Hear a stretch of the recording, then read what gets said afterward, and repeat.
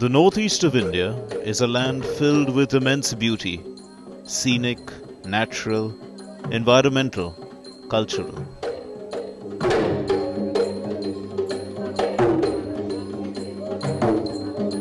It's not like any other part of India.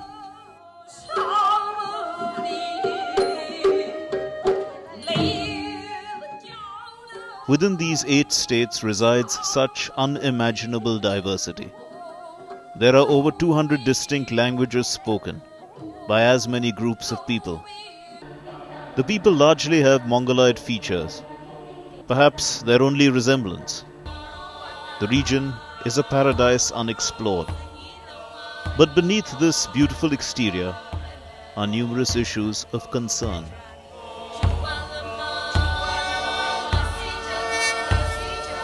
I'm not in favor of, even the word or term northeast, because we don't have a northwest or a southeast or a southwest. So, why a northeast?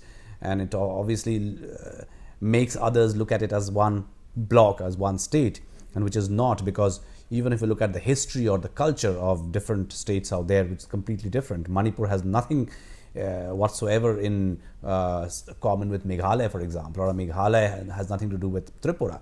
There have been problems with Assam and Arunachal border. There have been problems with Assam and Meghalaya border. So interstate borders out there have problems, and also within the state there are various subnational assertions. Within Assam, you have various statehood demands. For example, the Bodos in lower Assam now want a 50% of division of Assam.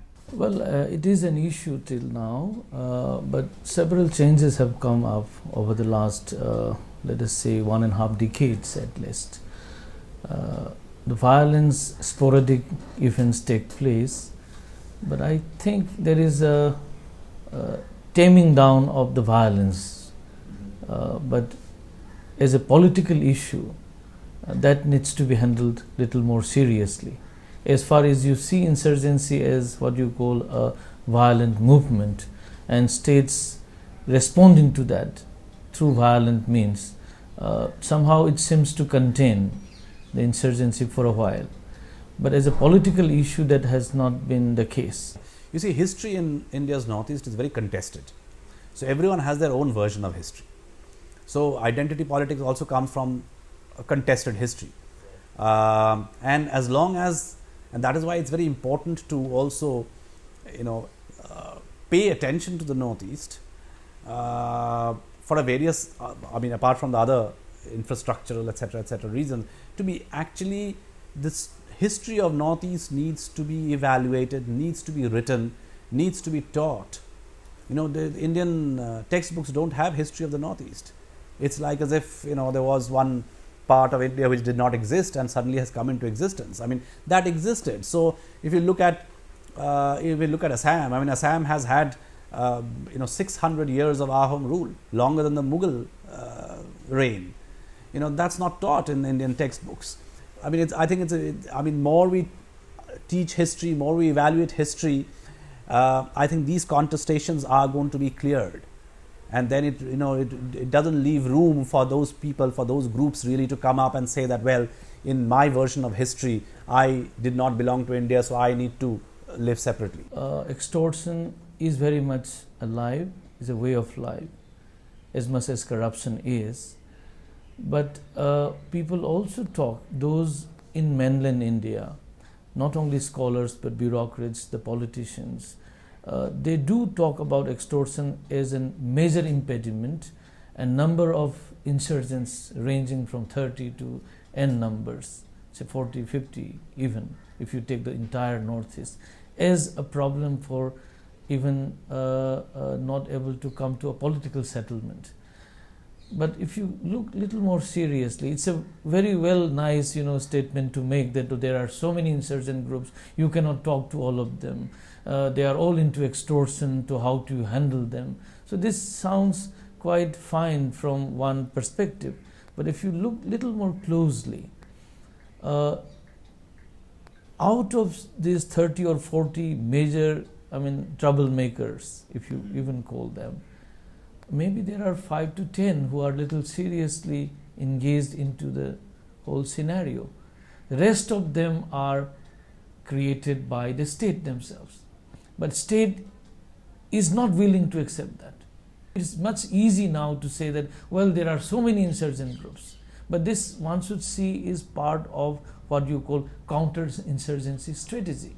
That you increase the number of insurgent groups, delegitimize them, then create as many possible voices, contradict one another, to say that, well, there is no legitimate voice of the insurgent groups. So one must see this part as well. So if the state is willing, then there is every possibility to come to political settlement. हम लोग तो मैंने कह चुका है कि मैं असम में जाकर के बताया कि हम लोग बातचीत के लिए तैयार है, लेकिन इस बातचीत को कमज़ोरी ना समझे, बातचीत को फ़ायदा उठाते हुए कोई ऐसा काम ना करे जिससे देश के लिए नुकसान हो। लेकिन सबसे बड़ा नुकसान किसका होता है? जो पूर्वोत्तर में जैसे नागालैंड है, मणिपुर है, असम है, त्रिपुरा है, वहाँ पे जितना जो आज जो घटनाएं हो रहे हैं, सबसे बड़ा नुकसान तो वहाँ के जो स्थानीय लोगों को ही हो रहा है, उन्हीं को मारा जा रहा है, उन्हीं से लूटा जा रहा है। तो आप सबसे बड़ा नुकसान तो अपने क्षेत्र के जो लोग हैं उन्हीं को ही पहुँचा रहे हैं। भारत सरकार को आप क्या नुकसान करेंगे? भारत इतना विशाल देश है, उससे आप अलग हो नहीं सकते। लेकिन उसको एक आप अलग से इशू बना करके हमको अलग राज्य चाहिए या अलग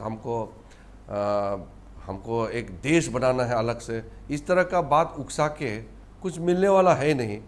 इसलिए बातचीत जो है वो संविधान के दायरे में ही हो और कोई गुमराह ना करे, क्योंकि हमारे जो युवा है बहुत लोग जंगल चले गए, ज़िंदगी बर्बाद हो गए, उन लोगों को मुख्य धारा में वापस लाना है। इसलिए लोगों को समझ में आ गया है कि ये सब जंगल में जा कर के आप हथियार उठाने से किसी को फ़ायदा नहीं होता है, वो अपना समाज को ही नुकसान होता है। When AFSPA was enacted, there were debate, but interestingly, the two lone voice that came against this act was one from Manipur and another from Andhra Pradesh, saying that this act itself is going to destroy the very fabric of democracy, India as a democracy. And the response that came at that point of time from Government of India, the state that was that this was only for 6 months. So that it knows that it is aberration and it is somehow suspension of the basic human rights of its own citizens. So Government of India in the Parliament accepts that, well, this is an exception to the norm. But then unfortunately this exception has been continuously on for such a long period of time, last 56 years or so. The whole pattern of staged encounters that we have in this country, in Jammu and Kashmir and in the Northeast, particularly in the Northeast, has been helped by the existence of AFSPA, and the connection between staged encounters and awards is something that the unit citations, the individual awards that are given by the Government of India because of kills, and with that in the atmosphere of AFSPA, these are things that probably the government needs to really look into, because it's very grave and very serious human rights violation. The fact that state machineries, police are not sufficiently strong enough, you need the help of the military. And the military's argument is, if we are to be there, we need a special law. We should not be dealt with under the CRPC. Now that is where the debate is. We are not supposed to be there. If we are supposed to be there, we need a special extra, judicial law, and that is AFSPA. And now the point is, the law that AFSPA, if you look at the very basic first clause, is that you can shoot to kill if you have the doubt. Now the second thing that comes is, you can shoot, you can violate, but then you are also enjoying certain impunity, that the people, the prospective victims, cannot go to a court of law against the perpetrator of violence unless central government allows. So that is a level of impunity you enjoy, and that is where the problem really comes in. I don't have a problem with AFSPA except for that one clause in AFSPA which is completely against any rights of all human rights, where you grant immunity to the army to shoot and kill someone based on suspicion. So that is absolutely not acceptable under any law in the world. That is not acceptable. And the other reservation about AFSPA is that if the law is making the army so unpopular, and if the army is being able to carry out excesses, and there is enough evidence of the excesses out there, so it is not just based on hearsay. There are several examples that one can cite to show that there have been excesses carried out by the army, and there has been no justice. So it doesn't work well. And 50 years, if an act out trying to help the army has not really yielded any results, then do you want to continue with this act, or do you want to review the act? More than the legality, AFSPA, this act itself, gives a certain sense of what you call insecurity and mistrust.